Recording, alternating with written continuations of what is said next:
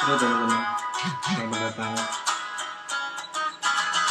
di mata kuliah logika penilaian hukum teman-teman. Selamat pagi, selamat beraktivitas teman-teman semua.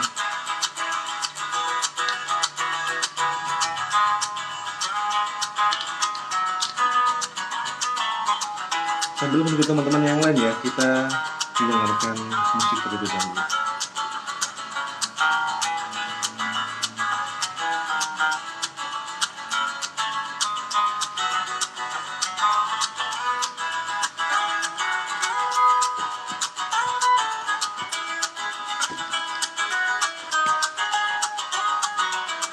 Sita, assalamualaikum Sita.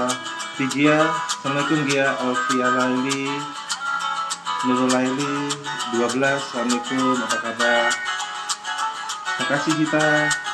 Semoga Sita sehat selalu.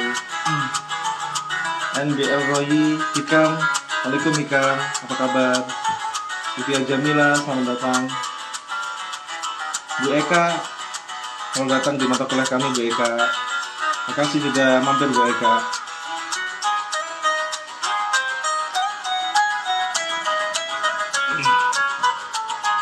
Kiki Fatma, assalamualaikum Bu Kiki. Oktaviatul Fadilah, apa kabar Via?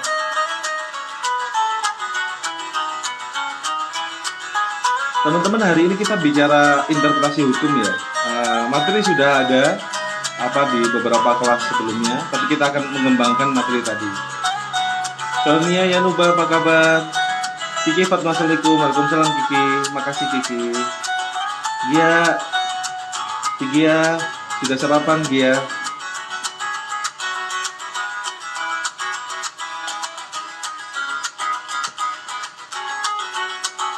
Kita tunggu teman-teman yang lain ya. Kiki, Gia, Alvila Rahma, Ustazatul Fadilah, jangan lupa ngisi presensi kehadiran di Learning Management System LMS, dan kemudian jangan lupa menjawab diskusinya juga. Nanti kalau ada pertanyaan, kita langsung diskusi aja ya di mata kuliah ini. Rian 17, selamat datang. Iya teman-teman, itu saya pun masih Afila, selamat datang Afila. Ranggalox bergabung, apa kabar Ranggalox? Teman-teman, saya itu kemarin tuh banyak pertanyaan Pak Bas. Besok diskusinya itu gunakan Google Meet, gunakan Zoom. Kemarin teman-teman dosen juga cerita banyak yang komplain masalah Zoom karena tidak semua gunakan Telkomsel. Memang saya itu kalau lihat di Zoom lebih nyaman karena lebih fleksibel. Tapi ternyata Zoom itu narik Zoom dan Google Meet narik aplikasi data yang cukup banyak. Saya sebenarnya pikirannya itu adalah bisa didokumentasikan, percakapan bisa didokumentasikan, dan kemudian hasil dokumentasi itu bisa saya masukkan di YouTube ataupun di LMS teman-teman. Niat saya seperti itu. Maka kemudian saya dari pertama bertemu saya gunakan IG, karena ada IGTV selama 1 jam itu bisa saya hasil IGTV bisa saya linkkan ke LMS gitu. Jadi teman-teman yang nggak bisa ngikuti di IG Live bisa ngikuti di link IGTV yang saya share di LMS. Niatnya seperti itu teman-teman. Kemudian diskusi itu saya gunakan diskusi agar kenapa teman-teman bisa presentasi, teman-teman bisa teman-teman, walaupun saya sadar itu kan kalau diskusi di IG itu cuma 2% atau 2 server. Walaupun 2 server, saya mikir 2 server tidak cuma presentasi, tapi untuk memperdalam diskusi kita bisa gunakan WA group yang tidak menarik kuota data yang cukup banyak. Itu yang menjadi pertimbangan di situ. Dan si presentator diskusi nanti itu mereka bisa mempresentasikan via IG Live ini 2 orang, saya dengan presentator itu, dan kemudian untuk lebih memperdalam diskusi kita bisa menggunakan itu teman-teman, gunakan WA group. Jadi tidak gunakan aplikasi yang menarik banyak kuota kayak Google Meet dan Google Meet dan Zoom seperti itu. Karena karena saya berpikiran tidak cuma saya gunakan Zoom, teman-teman dosen lain juga gunakan Zoom, dan kemudian otomatis tidak hanya setengah jam, bisa 1 jam, teman-teman dosen bisa 2 jam. yaitu menarik kuota data teman-teman semua. Mungkin itu sih pendapat saya, karena kemarin di banyak kelas itu saya memegang 12 kelas semester ini teman-teman, dan banyak yang komplain masalah diskusi itu. Mereka berpendapat gunakan Zoom, ada gunakan Google Meet, ada gunakan aplikasi Messenger yang sampai hari belum saya tentukan. Yang saya share masih gunakan IG Live. Banyak pertimbangan yang saya pikirkan teman-teman. Yang terpenting adalah saya sadar nggak semua teman-teman itu mengikuti karena mungkin ada jaringan, ada kuota data nggak ada, dan lain-lain. Saya tidak memaksakan. Yang terpenting teman-teman yang bisa presentasi, dan kemudian yang tidak bisa mengikuti mungkin bisa mengikuti putaran ulangnya. Pikiran saya seperti itu sih. Putaran ulangnya kan ada siaran ulang di situ. Assalamualaikum, waalaikumsalam Vivin. Makasih Vivin, apa kabar? Apa kabar Vivin? Itu teman-teman ya, yang mungkin yang bisa saya jelaskan mengenai diskusi. Kenapa saya menggunakan diskusi? Biar tidak hanya one man show, tidak cuma saya saja mempresentasikan, tapi teman-teman juga bisa mempresentasikan pendapat teman-teman tentang interpelasi hukum. Minggu depan saya akan gunakan itu teman-teman, tugas partisipatif di LMS. Teman-teman menulis pendapat teman-teman. Kita belajar membuat legal opinion nanti. Ini kan masih diskusi ya. Minggu depan kita akan gunakan tugas partisipatif. Yakni maksudnya tugas partisipatif teman-teman itu menulis pendapat legal opinion, argumentasi hukum mengenai isu-isu hangat yang ada pada hari ini. Kemudian hasil dari tulisan teman-teman nanti bisa saya sondingkan ke media center, dan kemudian tulisan teman-teman tentang legal opinion nanti bisa dipublish di website Fakultas Syariah di situ. Harapan saya seperti itu. Jadi legal opinion itu karena sering latihan, bukan masalah dia itu pintar, tapi sering latihan. Orang nulis yang pintar kayak Mas Jamil pintar nulis ini karena sering latihan. Jurnal pun sama. Jurnal seorang peneliti karena sering latihan, teman-teman. Saya rasa dengan kita banyak latihan, kita akan semakin mahir di situ. Oke, Patrick Servanda izin gabung. Makasih Mas Patrick, silakan bergabung. Mas Jamil hadir. Makasih Mas Jamil. Waalaikumsalam Bapak Indah Fitrianti Nisi. Mas Jamil bangun tidur. Sama, saya juga bangun tidur juga ini. Vivin Indrawati Setia S 2018. Vivin kayaknya kita pernah ketemu di HK ya kalau nggak salah. Oke teman-teman, kita mulai terlebih dahulu ya. Assalamualaikum warahmatullahi wabarakatuh. Bismillahirrahmanirrahim. Alhamdulillah salatu wassalam alikal ali ayyakharul anam. Rabbun karim wa antadhu khulukin adim fasyolana indal karim amma ba'du. Teman-teman, kita bicara interpretasi hukum dan penerapan hukum. Kemarin di beberapa kelas saya sudah menjelaskan tentang metode penelitian hukum. Jadi metode interpretasi hukum itu ada dua teman-teman. Baik itu dalam sistem civil law system dan common law system. Yakni pertama itu menggunakan teori konservatif atau yang disebut dengan backward looking.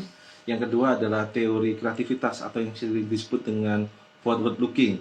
Di tiga kelas sebelumnya saya sudah menjelaskan ini secara detail. Namun di sini kita bisa mempertajam diskusi kita tentang interpretasi penerapan hukum, teman-teman, metodenya, dan juga mengapa harus menggunakan itu di sini. Di dalam kita penelitian hukum itu kan kita dalam pembuatan undang-undang, yang buat undang-undang adalah lembaga legislatif. Cara pembentukan undang-undang, teman-teman, yakni adalah pertama adalah naskah akademik. Naskah akademik isinya itu yakni ada kajian filosofis, kajian sosiologis, dan juga kajian ekonomis, dan ada juga kajian yang disebut adalah kajian historis. Dalam pembuatan undang-undang pasti ada yang dinamakan dengan naskah akademik. Setelah naskah akademik, teman-teman, ada namanya rancangan undang-undang. Lalu setelah ada rancangan undang-undang, itu didok kemudian menjadi undang-undang. Maka kemudian setiap undang-undang yang diterapkan oleh hakim menjadi pertimbangan apa maksud dan tujuan undang-undang itu dibentuk, teman-teman. Karena kita hampir semua negara Perserikatan Bangsa-Bangsa itu, semua negara di seluruh dunia yang tergabung dalam PBB menggunakan civil law system. Apa itu civil law system? Jadi putusan hakim terdahulu itu yang menjadi fondasi, menjadi pertimbangan untuk memutuskan kasus yang sama pada saat ini. Agar kenapa? Agar memberikan kepastian hukum, agar memberikan dengan mengenal civil law system itu orang tidak terlalu banyak berinterpretasi terhadap suatu pasal, terhadap suatu aturan, teman-teman. Maka menggunakanlah sistem interpretasi hukum dengan konsep backward looking atau teori konservatif. Metode ini yakni melihat putusan hakim terdahulu, kasus terdahulu. Namanya backward looking. Itu cara metode yang pertama, teman-teman.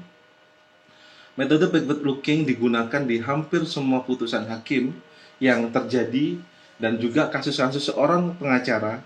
Kan kita teman-teman semua sebagai penegak hukum, teman-teman semua sebagai sarjana hukum di sini. Yang mana teman-teman sebagai penafsir hukum. Maka kita bisa membedakan apa maksud dan tujuan pembentuk undang-undang, membuat undang-undang tersebut. Kan legislatif itu membuat undang-undang, kan mereka punya tujuan, teman-teman, mempunyai harapan adanya undang-undang tersebut untuk memberikan isi dari kekosongan hukum.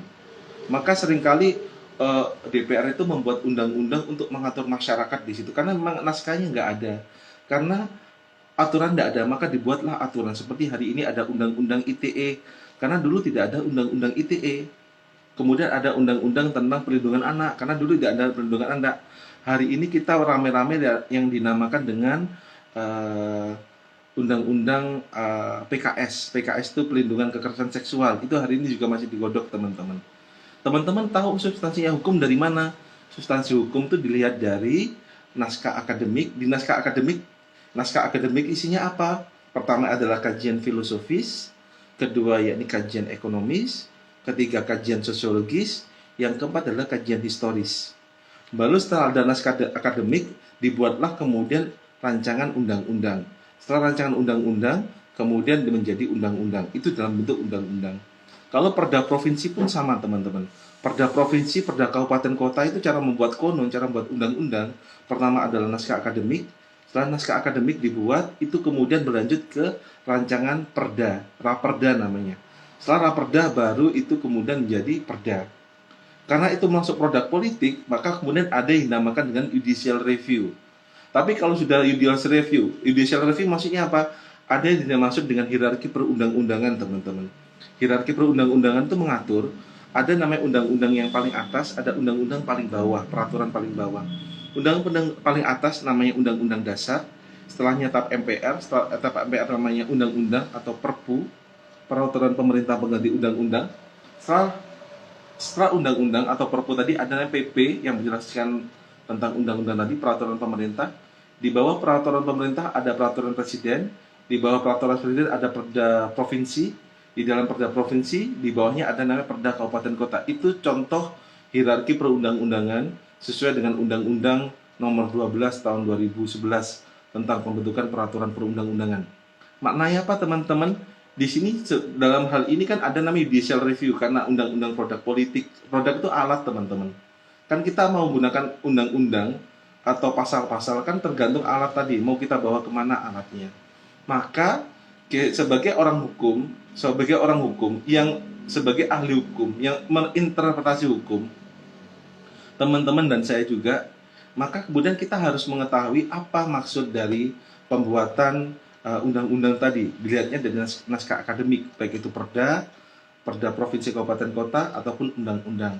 Setelah itu, teman-teman, seringkali orang menginterpretasi hukum dengan konsep caranya yakni adalah backward looking. Apa backward looking? Melihat putusan atau kasus yang terdahulu. Seringkali kasus terjadi repeatable, terjadi pengulangan, teman-teman. Kasus itu ada karena ada repeatable. Pasti ada kasus sebelumnya yang sama. Maka hakim ataupun pengacara akan lihat putusan terdahulu ataupun kasus terdahulu. Agar kenapa? Agar memberikan orang menganalisis itu bisa tepat. Karena ada kasus yang sama. Contohnya kemarin tuh ada orang meninggal. Bukan kita ngerasain orang meninggal, teman-teman. Waktu itu kan pagi-pagi ibu saya dapat berita bahasanya seorang mantan kepala dinas pendidikan Kabupaten Lumajang meninggal dunia. Maka saya jawab karena saya namanya orang analisis aja ya. Nah, mungkin ya faktor pikiran. Ibu saya bersikeras. Enggak, karena orang meninggal itu pasti ada takdirnya, ada kodok-kodarnya gitu. Ibu saya bersikeras. Tapi kan saya kan berbicara kan sesuai analisis atau pendapat umum yang sering terjadi. Maksudnya apa, teman-teman?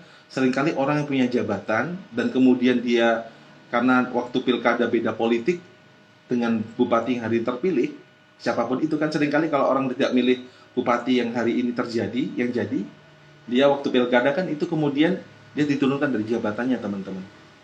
Dan orang kalau punya sindrom power, maknanya sindrom power itu dia punya jabatan kemudian tidak punya jabatan itu down teman-teman. Down seringkali pikiran, setelah pikiran kemudian mereka sakit. Orang sakitnya karena dua hal, karena faktor makanan, kedua faktor pikiran. Kalau dia faktor pikiran tidak kuat, dia akan stres. Kalau stres, penyakit banyak datang. Ternyata betul waktu ditelisik lebih dalam, ternyata dia kena sindrom power. Maka itu jangan enak-enak teman-teman yang hari ini itu punya jabatan. Tidak enak loh, enak jadi orang biasa-biasa saja. Tapi itu adalah resiko sindrom power tadi. Ternyata betul setelah itu dia itu kena sindrom power, ternyata kasus yang karena dia tidak memilih bupati yang terpilih hari ini, dia itu kasus-kasus dia yang terdahulu diungkap teman-teman. Diungkap, dicari celah-celahnya, permasalahan dia pembangunan proyek, dia pusing gara-gara itu. Kemudian dia down dan diabetes naik, meninggal dunia. Maknanya apa teman-teman? Terjadi repeatable. Dalam kita menganalisis kasus hukum seringkali terjadi pengulangan. Pengulangan maksudnya apa? Kasus terdahulu itu ada. Maka kemudian kita sebagai orang hukum harus banyak melakukan. Entah Mas Jamil banyak menulis, maka Mas Jamil harus terus menulis. Untuk apa teman-teman? Untuk melatih keahlian. Semakin banyak sering menulis, dia ahli menulis. Semakin dia banyak bicara, dia semakin ahli bicara. Semakin dia banyak beracara hukum menangani kasus hukum, maka dia ahli dalam beracara di bidang hukum. Semakin dia sering naik motor atau sering jalan-jalan, mungkin Vivin suka berpariwisata kemana, mungkin juga kalau Farhan hari ini hadir, mungkin Farhan juga suka naik motor, suka main bola, kan karena banyak melakukan. Maka kasus hukum tadi, orang itu kalau banyak melakukan, dia akan adanya namanya insting teman-teman, pasti ke sini. Maka kemudian ada pertanyaan kemarin Pak Basuki, bagaimana meningkatkan insting dalam bidang hukum. Pertanyaan saya adalah, ikuti kasus-kasus di ILC, Indonesia Lawyers Club. Ikuti kasus-kasus di mungkin Hotman Paris Show. Ikuti mungkin di Hot Room. Ikuti berita-berita masalah bedah kasus teman-teman. Karena hal itu yang membuat teman-teman menjadi ahli, menjadi tajam dalam analisis kasus hukum teman-teman. Oke, maka seringkali kembali pada materi kita tentang backward looking yang pertama. Melihat putusan yang terdahulu di sini. Melihat putusan terdahulu teman-teman. Metode ini sering digunakan karena norma dan keputusan hakim yang telah ditetapkan itu menjadi fondasi.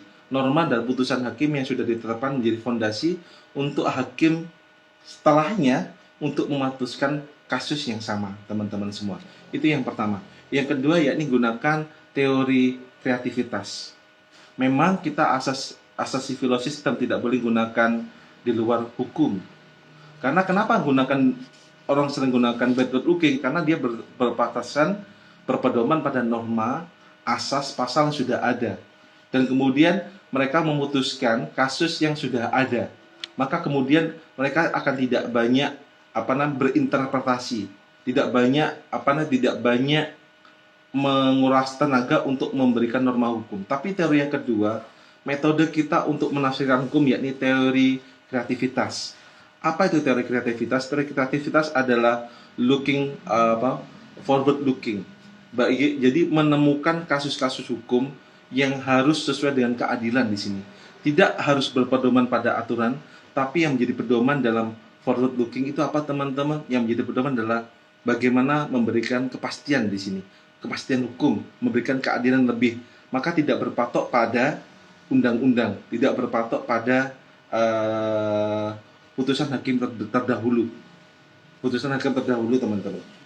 Maka forward looking ini yang ditekankan ini merupakan ide atau gagasan baru yang sesuai dengan keadaan sekarang. Karena kita pahami ide dan gagasan baru hukum seringkali kalah cepat dengan yang terdahulu teman-teman. Maka kemudian ide dan gagasan baru ini di dalam creativity looking atau teori kreativitas teman-teman, itu menjadi alat untuk menemukan gagasan baru atau ide baru untuk menemukan hukum. Karena kenapa?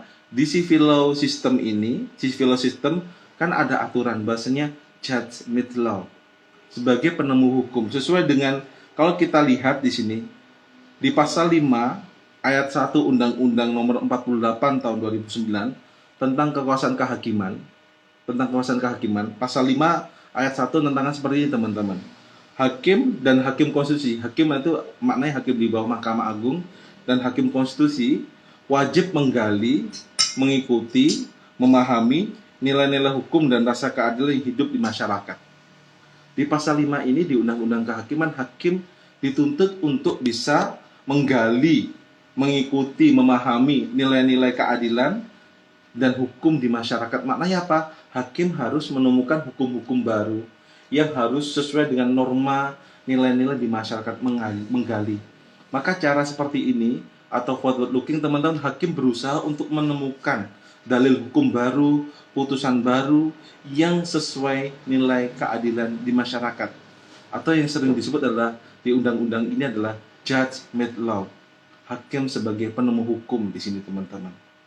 Karena tidak melihat makna original, karena kan bahasa kita orang pengacara kan adalah orang hukum, kita bahasa lesan. Kita adalah bahasa lesan di sini. Tapi kemudian di undang-undang itu kan bahasa tulis. Menggabungkan bahasa tulis dengan bahasa lesan itu tidak mudah.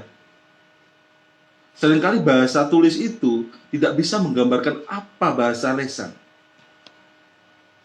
Kayak kita bicara cantik banget gitu. Cantik banget gitu. Pol dan lain-lain. Makna kita berbicara, Mas Jamil berbicara dengan saya, Vivin bicara, Masku 19 berbicara dengan teman, orangnya cantik banget loh, cantik banget loh. Kan anggapannya itu adalah orang yang sangat cantik banget. Tapi kemudian saat tulisan cuma cantik banget. Bahasa lesan dengan bahasa tulis itu susah sekali digambarkan, teman-teman. Maka hakim, orang hukum seringkali bicara, karena itu adalah undang-undang, adalah bahasa tulis, mencari, menggali substansi dari bahasa tulis itu yang mempunyai cara tersendiri. Entah menggunakan backward looking atau teori kreativitas, teman-teman, atau forward looking. Agar kenapa? Agar dua cara, metode ini kita bisa menemukan substansi dari pembuatan undang-undang tadi, pembuatan dari pasal tadi. Karena setiap pasal kan, setiap undang-undang kan pasti ada naskah akademik. Pasti ada sejarah mengapa undang-undang itu dibutuhkan. Mengapa ada pasal tersebut, itu menjadi fondasi adanya undang-undang. Maka kemudian hakim, jaksa, pengacara, polisi kan menjalankan undang-undang atau pasal tadi. Maka tuh kita sebagai orang hukum harus menggali apa maksud, tujuan, filosofis dibuatnya undang-undang ini.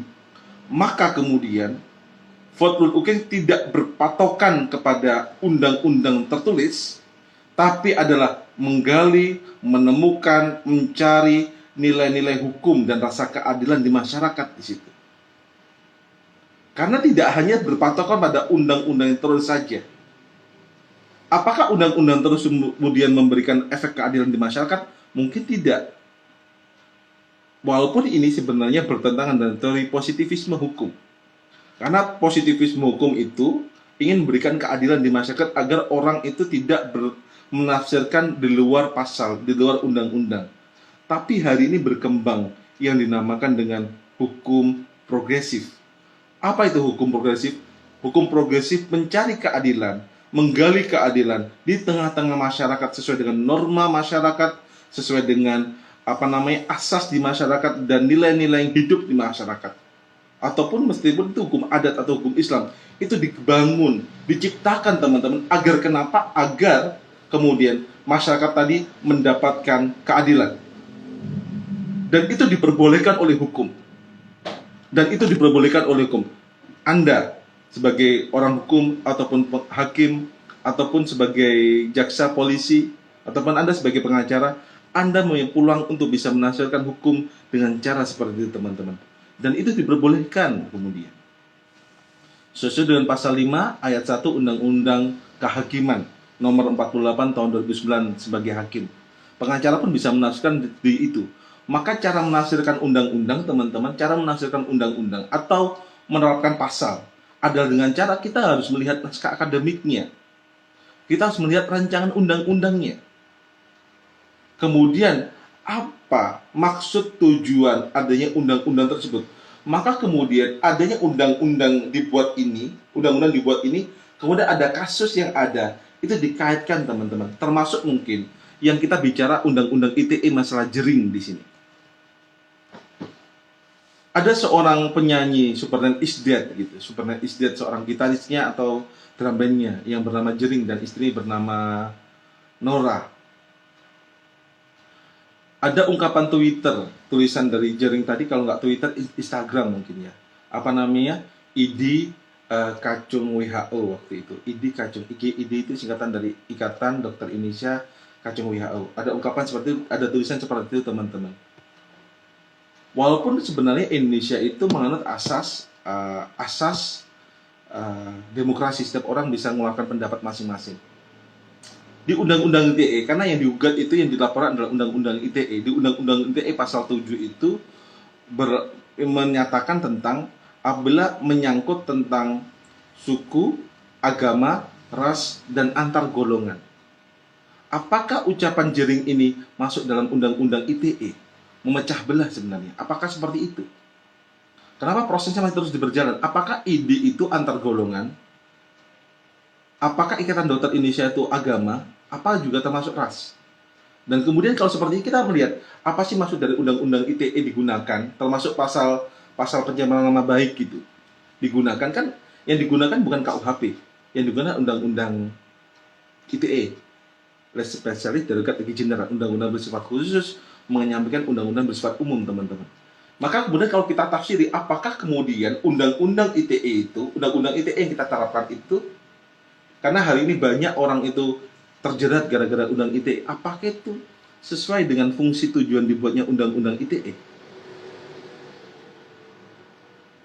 Maka kemudian kita nafsirkan tersebut adalah Anda sebagai kuasa hukum, Anda sebagai pengacara, Anda bisa menafsiri kemudian dalam konteks apa maksud tujuan undang-undang ITE, bagaimana menjalankan undang-undang ITE tadi itu. Kan kita bicara penerapan hukum. Seringkali bahasa tulis tadi diterapkan berbeda, teman-teman. Ataupun kemudian undang-undang ITE apa perlu dirubah juga, perlu direvisi karena tidak sesuai dengan yang dijalankan hari ini. Maka kemudian kita bisa menggunakan teori hukum progresif, teman-teman. Agar kenapa?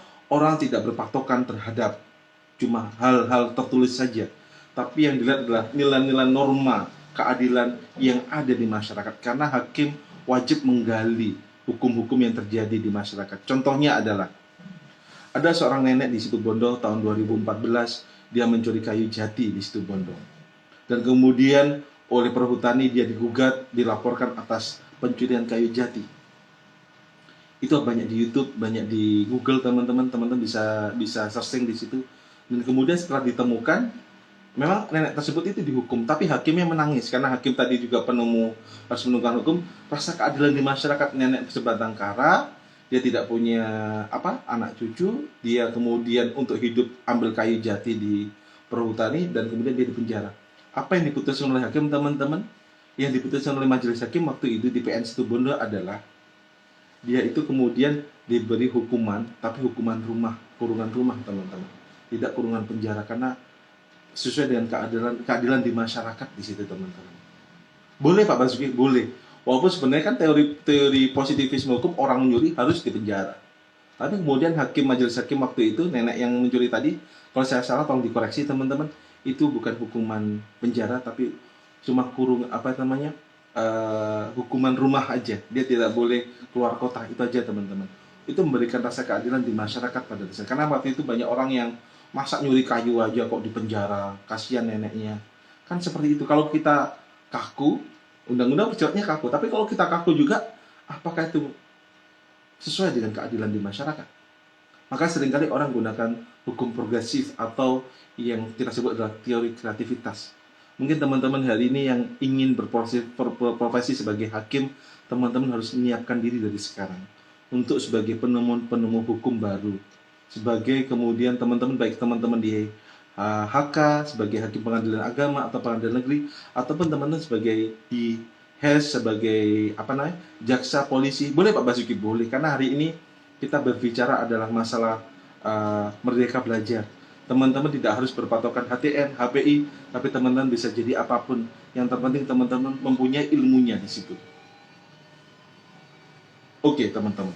Itu merupakan bagian yang disebut dengan teori kreativitas atau forward looking. Yang menjadi pertanyaan kemudian, karena kita sebagai judge law, teman-teman, hakim sebagai penemu hukum, hakim sebagai penemu hukum, maka kemudian bagaimana kemudian hakim tadi bisa menemukan hukum? Pedomannya apa? Pertama, seseorang bisa menggunakan hukum progresif atau teori kreativitas dengan 3 syarat. Pertama adalah menerapkan hukum yang bersumber dari peraturan perundang-undangan dengan tepat dan benar sesuai dengan prinsip dan asas hukum, tetap berpatokan pada peraturan perundang-undangan yang ada saat kita gunakan teori kreativitas, teman-teman. Kedua, yakni menafsirkan hukum secara tepat dan melalui cara penafsiran hukum atau legal reasoning, kalau teman-teman ada argumentasi hukum yang dibenarkan dan menggunakan prinsip keadilan. Yang terpenting yakni saat kita menggunakan legal reasoning, kalau pertama itu adalah menggunakan peraturan perundang-undangan sebagai patokan. Dalam yang kedua, legal reasoning diperbolehkan tapi harus sesuai dengan asas hukum dan asas keadilan. Maka kemudian nenek tadi itu sesuai dengan asas keadilan, teman-teman. Ketiga, kebebasan untuk mencari dan menemukan hukum, dasar dan asas hukum melalui doktrin ilmu hukum, hukum adat, dan keputusan pengadilan dengan mempertimbangkan nilai ekonomi, moral, agama, kepatutan, dan kelaziman. Saat seorang tadi itu mau menggunakan hukum progresif atau menggunakan interpretasi metode teori kreativitas, teman-teman, maka yang mereka gunakan adalah, maka mereka lihat kemudian doktrin ilmu hukum, hukum adat, putusan pengadilan yang sesuai dengan mempertimbangkan nilai ekonomi, moral, sosial, kepatutan, dan kelaziman yang ada di masyarakat. Itu, teman-teman, diperbolehkan di sini. Itu sebagai bentuk responsif atau yang kita sebut adalah hukum progresif. Metode penafsiran teori kreativitas di situ. Hakim, kita sebagai orang hukum, sebagai penemu hukum di sini. Khususnya hakim, baik hakim Mahkamah Agung dan hakim Mahkamah Konstitusi di sini. Oke, teman-teman. Namun yang ketiga yakni adalah ada yang gunakan teori gabungannya. Ada metode yang ketiga, teman-teman. Metode ini yang sering disebut dengan sebutan Janus-Weiss concept, penggabungan teori forward looking dan teori kreativitas, teman-teman. Teori ini diasumsikan sebagai original, ada yang konsep hukum, teman-teman, originalnya. Ya, karena yang dipentingkan dalam teori ini adalah asas kemanfaatan. Kalau forward looking tadi gunakan teori kreativitas. Metode yang kedua yang dimanakan dengan Janus-Weiss concept, konsep yang ketiga, teman-teman, yakni yang terpenting adalah asas kemanfaatan untuk mewujudkan rasa keadilan yang berkembang di sini. Kan hukum tidak diam. Hukum itu tidak cuma rigid, hukum itu berkembang. Maka yang ketiga yakni apakah metode baik itu backward looking atau forward looking ada rasa kemanfaatan dan rasa keadilan. Itu yang dikembangkan, teman-teman. Karena metode ini membedakan interpretasi original hanya sebuah inovasi. Mereka tidak beranggap cuma, kan teori kreativitas itu berpatokan pada inovasi dan kreativitas seseorang. Namun pada sisi ini, originalitas dalam metode yang ketiga, apakah ada asas kepastian hukum dan apakah ada asas keadilan di dalam suatu penanganan kasus tadi, metode interpretasi hukum. Yang menjadi fondasi itu apa, teman-teman? Asas kemanfaatan dan asas keadilan. Orang gunakan yang ketiga, metode yang ketiga di sini, teman-teman. Dan itu teori ketiga ini dipergunakan oleh penganut legal positivisme hukum atau legal realism. Dan itu semua diperbolehkan, teman-teman, di sini dalam kita metode interpretasi hukum. Oke, itu dulu. Saya baca, mungkin teman-teman Vivin dan kawan-kawan mungkin ada pertanyaan dulu. Saya cek dulu, teman-temannya. Mas Jamil, oke, Mas Jamil bangun tidur, assalamualaikum. Saya cek dulu, Fauzan hadir, Pak. Makasih, Mas Fauzan. Saya cek dulu, teman-teman ya. Darman, Nur Atika, Elvin, Tralala, Mas Rozi, halo. Oke, saya cek dulu, teman-teman. Ada pertanyaan kah? Oke, Mas Alfian Ramadhani 568. Ketika bicara tentang keadilan, lantas bagaimana Bapak tentang perselingkuhan yang terjadi pada keluarga? Kan pasti ada yang dirugikan entah dari pihak sang suami ataupun sang suami, Mas Alfian Ramadhani. Setahu saya belum ada undang-undang mengatur tentang perselingkuhan dalam keluarga. Oke, Mas Alfian, saya jawab. Selingkuh itu apa, Mas Alfian? Selingkuh itu dia bermain serong atau sering ada guyonan juga, ada guyonan walaupun ini sebenarnya agak negatif ya. Selingkuh itu ada ungkapan selingan indah keluarga utuh. Guyonan selingkuh itu selingan indah keluarga utuh, tapi ini cuma guyonan Mas Alfian. Cuma guyonan. Dalam perkaranya, yang susahnya itu dalam kita hakim itu di pengadilan agama, baik pengadilan negeri itu, kasus selingkuh nggak bisa dibuktikan. Orang pisah, oke, Mas Alfian surat gugatan itu apa aja? Surat gugatan Mas Alfian. Surat gugatan isinya adalah pertama adalah identitas para pihak, kedua posita dasar gugatan, ketiga apa teman-teman? Surat gugatan ada identitas para pihak, ada posita, ketiga apa? Ada apa? Petitum. Apa itu petitum? Apa yang diminta? Seringkali orang kalau kita bicara di undang-undang kompilasi hukum Islam masa perkawinan di pasal 19, orang itu pisah karena pertama dia adalah berpindah agama, kemudian 2 tahun berturut-turut tidak diketahui posisinya, ketiga itu yakni adalah dia itu sakit, tidak berjenafkah, keempat itu masalah dia di penjara hingga tidak beri nafkah, kelima yakni pertengkaran berterus-menerus dan tidak bisa didamaikan. Orang itu di perdata itu Mas Alfian ada 5 alasan ini. Coba lihat di PP-nya sama kompilasi hukum Islam pasal 40-an. Kalau di undang-undang nomor 1 tahun 1974 di pasal 19 kalau saya nggak salah. Alasan orang pisah karena 5 hal ini. Maknanya apa kemudian yang Mas Alfian Ramadhani tanyakan ketika bicara tentang keadilan, lantas bagaimana tentang perselingkuhan terjadi pada keluarga, kan pasti ada yang dirugikan entah dari pihak suami. Saya pernah nangani ini, sengketa ini betul saya mediator di PA Kota Probolinggo. Hari ini saya mediator di PN Jember. Mediator digunakan Mas Alfian karena sesuai Perma nomor 1 tahun 2016, perkara perdata itu wajib dimediasi terlebih dahulu. Mediatornya bisa dari mediator hakim dan mediator non hakim. Saya termasuk mediator non hakim yang mencoba mendamaikan kasusnya itu, yakni agar tidak bisa selesaikan di luar persidangan. Maksudnya di luar persidangan maksudnya itu sebelum proses perkaranya berlanjut terus jawabnya. Saya pernah nangani sengketa ini Mas Alfian di Kota Probolinggo. Probolinggo itu banyak masalah ini Mas Alfian. Jember apa banyak Pak Basuki? Sama aja. Tapi yang saya temukan Jember Probolinggo kota lumayan banyak. Godaannya karena mereka uang putarannya banyak teman-teman. Godaannya di situ. Orang itu saya pernah tanya pada perempuan Mas Alfian. Mas Alfian saya tanya langsung pada perempuan karena kan saya ada teknik untuk biar orang itu damai. Karena orang itu nggak bisa kumulatif gugatan itu Mas Alfian. Di dalam perdata karena teman-teman HK dan HS dalam gugatan perdata itu tidak bisa kumulatif. Orang minta pisah, kemudian orang minta hak asuh anak, dan kemudian minta harta gono gini, itu tidak bisa. Harus satu-satu. Gugatan di pengadilan agama dan pengadilan negeri dalam bidang perceraian itu tidak bisa kumulatif, harus satu-satu sesuai hukum acaranya. Dia tidak bisa minta cerai, kemudian dia minta harta gono gini, dan kemudian dia minta hak asuh anak. Tidak bisa Mas Alfian. Dia pertama harus cerai dulu, setelah putusan cerai muncul, selesai, baru dia gugat harta gono gini, dan juga dia bisa gugat hak asuh anak di sini. Itu adalah masalah yang terjadi di pengadilan agama, kasus yang Mas Alfian tanyakan. Tidak bisa kumulatif. Kedua, saya pernah tanya pada perempuan Mas Alfian. Saya pada banyak perempuan yang menjadi klien saya tanya, ibu lebih berat mana? Laki-laki ibu tidak kerja, tidak ngasih nafkah, kemudian suami ibu suka main tangan, suka mukul. Mas Alfian belum nikah kan terjadi nanti. Kalau Mas Alfian pacaran sama nikah beda. Bisa jadi main tangan, bisa jadi main mulut itu. Bisa jadi yang kedua adalah main tangan. Ketiga Mas Alfian si laki-laki tadi, karena banyak laki-laki yang si laki-laki tadi anak mama, dia lebih condong ke keluarganya daripada istrinya. Ketiga selingkuh. Mana ibu paling berat? Saya tanya gitu Mas Alfian. Mereka menjawab apa Mas Alfian? Selingkuh. Pak Bas, kalau ekonomi bisa saya cari bersama-sama. Kata dia si istri tadi, ekonomi saya bisa kerja. Kita bisa cari agama bersama-sama ekonomi. Kedua, masalah dia main tangan, saya yakin bisa berubah. Karena pasti dia akan berubah suatu saat. Saya memaafkan kalau dia suka main tangan.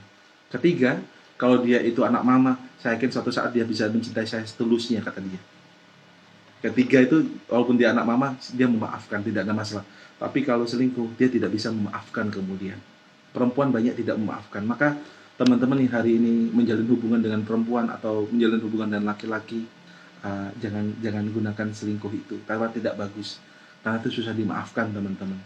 Mungkin Mas Jamil yang masih jomblo atau siapa Mas Alvin yang masih jomblo atau single, ini bisa jadi pelajaran yang mana selingkuh itu susah dimaafkan itu, baik laki-laki dan perempuan.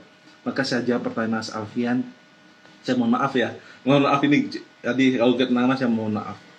Kan pasti ada dirugikan entah dari pihak suami, pihak istri. Itu memang susah dibuktikan, tapi adalah masalah keadilan tadi harus dilihatkan. Tapi di dalam gugatan mesti itu muncul, depositanya mesti muncul Mas Alfian. Masalah yang terjadi di keluarga tadi itu, kalau kita bicara keadilan tadi, hakim akan melihat siapa seseorang tadi yang melakukan hubungan itu. Apakah dia sudah minta maaf? Apakah dia sudah ada perjanjian tidak mengulangi lagi? Kalaupun dia tetap mengulangi lagi, ada surat perjanjian tidak mengulangi lagi, hakim akan memutuskan yang lebih cepat di situ. Kalau dia mengakui seperti itu, Mas Alfian. Berat Mas Alfian. Moga-moga itu pelajaran aja Mas Alfian, pelajaran aja.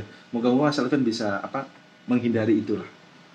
Belum ada undang-undang mengatur tentang perselingkuhan dalam keluarga. Memang belum ada. Belum ada. Maksudnya kan tidak kelihatan. Cinta apa kelihatan? Enggak. Yang digugat itu apa? Barang-barang Mas Alfian. Maka kemudian orang kalau sudah omong pisah, susah didamaikan. Orang kalau sudah omong pisah, susah didamaikan Mas Alfian. Seringkali susah. Namun di sini adalah prakteknya kita dalam hukum tadi, kita ada mediasi untuk bisa menarik seseorang tadi untuk bisa rujuk atau rukun kembali Mas Alfian. Maka yang Mas Alfian tanyakan tadi itu adalah konsep perselingkuhan memang di undang-undang tidak ada, tapi kita kan ada di dalam proses hukum acara di pengadilan agama, kan itu bisa kita buktikan Mas Alfian. Tapi ini sebagai pelajaran aja Mas Alfian, jangan dilakukan itu. Sebagai pedoman, harus hati-hati masalah ini, karena banyak orang-orang kalau udah masalah ini itu mau rujuk susah Mas Alfian, mau rujuk itu susah. Apalagi kan itu cinta pertamanya Mas Alfian juga susah nanti. Maksud saya pelajaran moralnya adalah ini jadi hati-hati untuk kita menjalin hubungan dengan siapapun di situ. Oke, Riri Jamil 25. Mas Jamil. Bentar teman-teman ya. Lalu Pak Nur Hidayat, bagaimana menurut Bapak mengenai argumentum o contrario, justice collaborator, dissenting opinion, saksi mahkota dalam interpretasi keyakinan hakim di sini? Makasih Mas Jamil. Bagaimana kita menurut tentang argumentum justice collaborator? Justice collaborator kan tidak semua orang bisa memiliki justice collaborator di sini. Justice collaborator itu Mas Jamil, justice collaborator itu orang yang sebagai justice collaborator atau seorang yang dianggap sebagai justice collaborator, dia harus memenuhi syarat di sini. Tidak semua orang bisa memenuhi sebagai justice collaborator di situ. Sedangkan kalau kita melihat dissenting opinion yang terjadi pada hakim MK khususnya dalam dissenting opinion itu diperbolehkan Mas Jamil untuk menafsiri suatu undang-undang tadi kan diperbolehkan di situ. Dissenting opinion terjadi karena memutuskan, kemudian antar hakim itu kan sebelum memutuskan mereka kemudian ada kesepakatan untuk sidang terlebih dahulu menentukan mana yang digunakan di situ. Dissenting opinion diberikan pada hakim yang mana untuk memutuskan Mas Jamil bagaimana itu bisa memberikan keadilan yang cukup baik, dan itu diperbolehkan. Dissenting opinion baik itu yang terjadi di hakim Mahkamah Konstitusi dan juga yang terjadi di Pengadilan Agama Pengadilan Negeri Petun, itu juga ada namanya diskusi hakim di sini. Perbedaan pendapat hakim mengenai suatu hal. Otomatis kan hakim juga menafsir bisa jadi berbeda. Tapi kemudian hakim akan mencari kemudian Mas Jamil. Waktu itu saya diskusi sama teman-teman hakim itu, ternyata hakim juga saat memutuskan hal-hal yang rumit itu bisa jadi mereka tunda 1 minggu lagi, bisa jadi mereka tunda. Konsep dissenting opinion itu yang menentukan adalah waktu Mas Jamil, waktu. Maka kemudian kita dalam hukum acara kan ada waktu 1 minggu, 2 minggu, 1 minggu lagi, 2 minggu lagi. Maknanya apa? Agar tidak lekas ada putusan. Agar kenapa?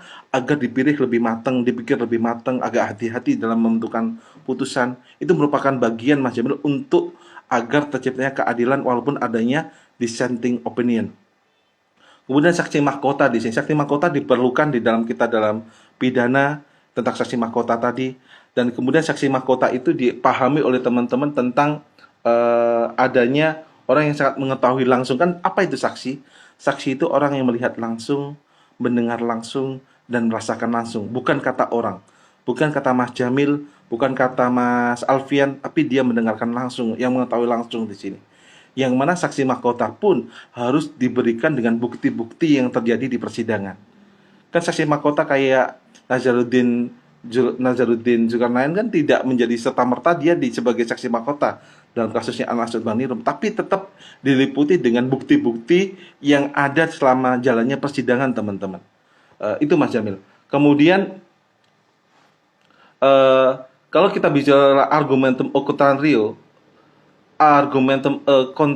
di sini, yaitu menafsirkan atau menjelaskan undang-undang didasarkan pada perlawanan pengertian antara peristiwa konkret yang dihadapi dengan peristiwa yang diatur oleh undang-undang gitu. Kemudian yang menjadi pertanyaan Mas Jamil kemudian, bagaimana cara kita menafsirkan argumentum contrario di sini, yakni dalam pasal 10 ayat 1 Undang-Undang 48 tahun 2009 tentang kekuasaan kehakiman, Mas Jamil, menerangkan seperti ini, Mas Jamil, bahwa seorang hakim dilarang menolak perkara. Seorang hakim dilarang menolak perkara, Mas Jamil. Lalu hasil temuan itu akan menjadi hukum apabila diikuti hakim berikutnya, atau dengan kata lain menjadi jurisprudensi di sini. Yang mana hakim tadi kan sifatnya pasif. Dia harus tidak boleh menolak perkara, dia sifatnya pasif, Mas Jamil, nunggu aja. Apakah hakim aktif? Selama di persidangan mungkin dia bertanya-tanya, tapi kan hakim akan menunggu kasus. Dalam kita gunakan interpretasi dan penafsiran dalam argumentum o contrario di sini, cara penemuan hukumnya pertama yakni metode penemuan hukum yang beri penjelasan yang gamblang mengenai teks undang-undang agar lingkup kaidah dapat diterapkan sehubungan dengan peristiwa tertentu gitu. Maka kita kalau berbicara argumentum contrario ini, Mas Jamil, kita yang gunakan pertama adalah grammatical. Apa itu grammatical, teman-teman? Menurut bahasa sehari-hari, dalam kita otomatis argumentum o contrario kan digunakan hakim untuk bisa menemukan hukum. Maka kemudian hakim akan menggunakan pertama yakni kita bicara grammatical, Mas Jamil. Apa itu grammatical? Grammar atau bahasa kita sehari-hari, Mas Jamil, grammatical. Kedua, Mas Jamil, adalah historis. Apa historis? Sejarah adanya undang-undang tadi, sejarah hukumnya. Karena sejarah hukum bisa menjadi doktrin hukum, Mas Jamil. Ketiga, sistematis. Apa itu sistematis, Mas Jamil?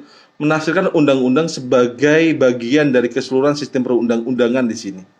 Karena undang-undang tadi, undang-undang itu merupakan bagian dari sistem perundang-undangan yang ada di Indonesia. Dia akan melihat itu, Mas Jamil. Pertama adalah grammatical, kedua adalah apa, Mas Jamil? Historis. Ketiga itu sistematis, keempat adalah teleologis. Keempat teleologis, Mas Jamil. Apa teleologis itu? Penafsiran menurut makna tujuan kemasyarakatan. Teleologis itu, teman-teman, digunakan untuk kita dalam penafsiran hukum, bagaimana kemudian tujuan masyarakat adanya hukum tadi, adanya aturan hukum tadi. Kelima, perbandingan hukum. Kita bisa bandingkan hukum kita, Mas Jamil, dengan hukum yang ada di Indonesia, dengan hukum yang ada di Australia. Maka argumentum o contrario diperbolehkan dengan cara kemudian bisa kita gunakan perbandingan hukum, penerapan hukumnya tadi, baik hukum di Indonesia ataupun hukum di luar negeri. Itu bisa menjadi fondasi perbandingannya, Mas Jamil. Keenam, futuristis. Apa itu futuristis, teman-teman? Penafsiran antisipatif yang berpedoman pada undang-undang yang belum mempunyai kekuatan hukum di sini. Ada undang-undang yang belum mengikuti hukum, baik itu yang timbul di masyarakat, yang mana ada norma, ada moral, yang itu timbul di masyarakat, dan itu menjadi pedoman saat kita menginterpretasikan hukum dalam argumentum o contrario di sini. Nah, maka grammatical, bahasa, historis, tujuan, itu menjadi bagian dalam argumentum o contrario. Maka kemudian argumentum a contrario, Mas Jamil, sering disebut sebagai a contrario, yaitu menafsirkan atau menjelaskan undang-undang yang didasarkan pada perlawanan pengertian antara peristiwa konkret yang dihadapi dan peristiwa yang diatur di dalam undang-undang di sini. Maka argumentum o contrario ini yang kita maknai antara pengertian dengan peristiwa konkret itu berbeda, Mas Jamil, di situ. Dan dalam kemudian argumentum o contrario diperbolehkan di sini. Pertama, dalam penggunaan undang-undang secara analogi dalam bahasa, Mas Jamil, yakni tetap menggunakan undang-undang secara analogi memperoleh hasil positif. Kalau argumentum o contrario kan menggunakan hasil negatif, Mas Jamil. Kemudian menggunakan analogi, analogi itu apa? Analogi itu ibarat, teman-teman, memperluas berlakunya ketentuan hukum atau peraturan perundang-undangan secara contrario mempersempit berlakunya ketentuan undang-undang di sini. Maka argumentum o contrario tetap mereka ada namanya perbedaan dan juga ada kesamaan di dalam kita analogi dalam suatu peraturan perundang-undangan, Mas Jamil. Kembali lagi dalam kita bicaranya interpretasi, Mas Jamil, kita bicara pertama argumatical, historis, sistematis, teleologis, kemudian perbandingan hukum, keenam adalah futuristis, Mas Jamil. Dissenting opinion dalam hakim dibolehkan di sini, karena kemudian dissenting opinion seringkali kalau Mas Jamil jadi hakim atau teman-teman di sini jadi hakim, orang akan memegangnya apa, teman-teman? Waktu. Maka hakim kalau belum ada dissenting opinion akan menunda putusan tadi itu, agar terjadi persamaan persepsi antara hakim untuk bisa memutuskan keadilan tadi. Kenapa ada waktu? Karena dengan adanya waktu orang bisa berubah pikiran. Dengan ada jarak 1 minggu 2 minggu orang kemudian orang kemudian bengkerengan, orang bisa menjadi rujuk ataupun menjadi rukun. Kan itu waktu, teman-teman. Itu Mas Jamil yang bisa mungkin saya terangkan. Nur Atika 20.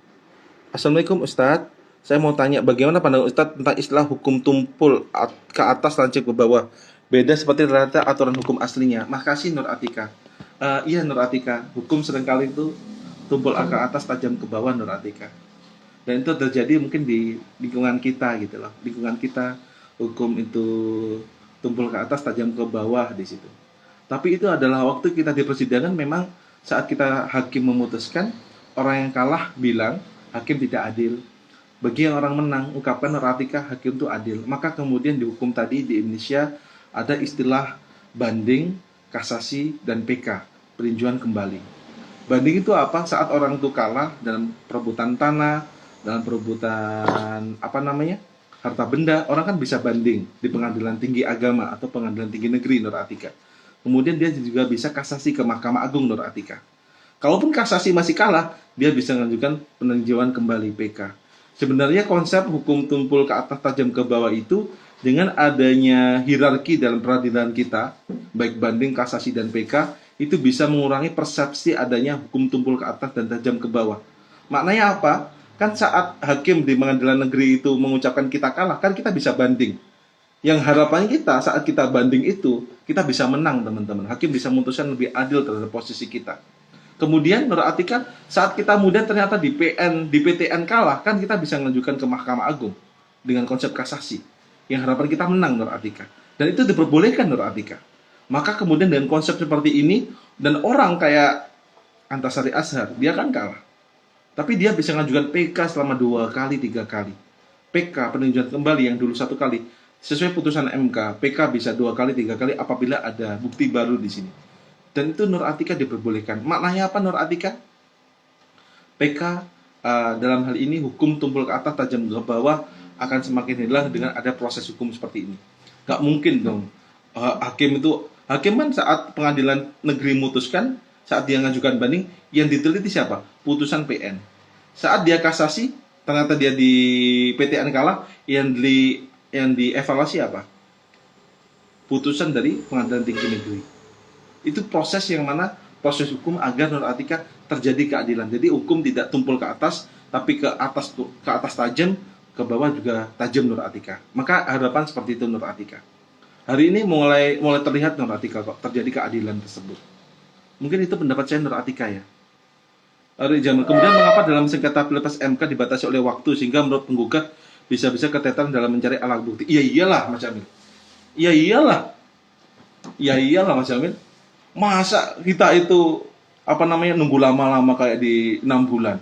Kalau 6 bulan, Mas Jamil, 6 bulan sidang sengketa pemilu itu, kalau 6 bulan, kapan kita melantik presiden? Maka kemudian di hukum acara sengketa pilpres itu ada batasan, kalau nggak salah 2 bulan ya, 3 bulan sudah ada putusan.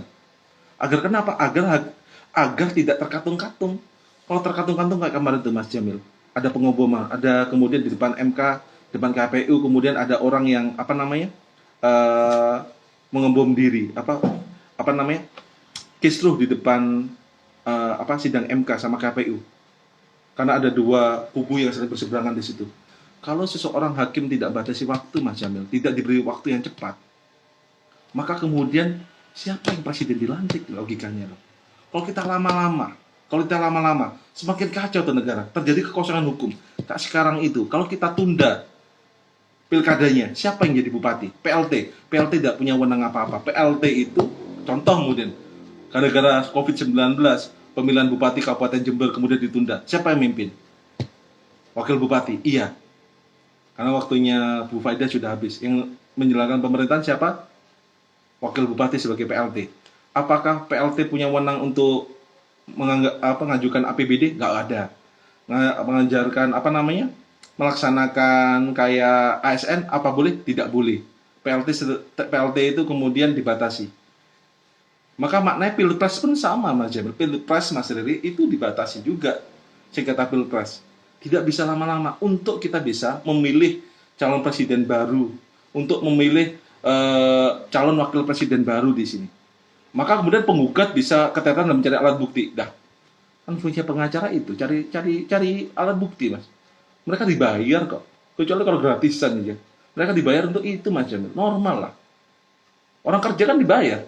Dan itu mereka kerja. Dan kemudian hakim melaksanakan tugasnya, hakim MK. Maka kemudian dibatasi waktu. Agar kenapa? Agar sesuai tenggat waktu. Agar segera MPR melantik presiden di situ. Itu ya. Jadi MK itu bukan mahkamah kalkulator. Bukan mahkamah kalkulator. MK itu mahkamah konstitusi, Mas Jamil. Maka dibatasi oleh waktu sesuai hukum acara. Logikanya biar tidak terkatung-katung dalam pemilihan presiden. Segera dilantik. Kalau ada kekosongan hukum akan semakin capek, Mas Jamil. Maka kemudian segera digandakan proses hukum tadi agar presiden segera dilantik dan dia menjalankan tugas, Mas Jamil.